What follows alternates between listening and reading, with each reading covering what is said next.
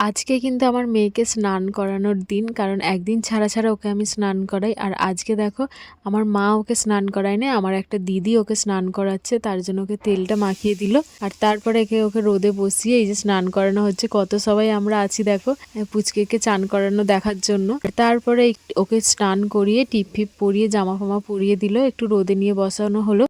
আর আজকে ছিল শিবরাত্রি, তার জন্য এখানে দেখো কড়াইশুটির কচুরি করা হবে। তো কড়াইশুটির পুর, ময়দা মাখা লেচি করা ছিল, আমি এখানে পুর ভরছিলাম আর বেলছিলাম। মা ওখানে রান্না বান্নাগুলো করছিল উনুনে, তো মা এখানে লুচি ভাজছিল আর আমি এখানে বেলে দিচ্ছিলাম। আর মেয়েটাকে আমার ভাই নিয়ে বসেছিল। আর এই যে এক এক করে আমি লুচি 2 থালা বেলে দিয়েছিলাম। দেওয়ার পরে এখানে মেয়েটা প্রচন্ড কাঁদছে, তার জন্য ওকে আমি খাওয়াতে চলে এসেছিলাম।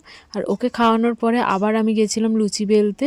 তো এখানে দেখো করতে করতে রান্না বান্না 4টে বেজে গেছিলো। তো হয়ে যাওয়ার পরে 4টের সময় এখানে খাবার খাচ্ছি। আর আমি যেহেতু পুরো একদম নির্জলা উপোস করিনি, কারণ আমার মেয়েটা ছোট, তার জন্য এবছর আর উপোসটা করা হয় না।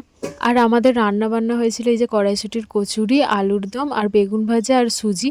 তো এই ছিল আজকে আমাদের রান্না।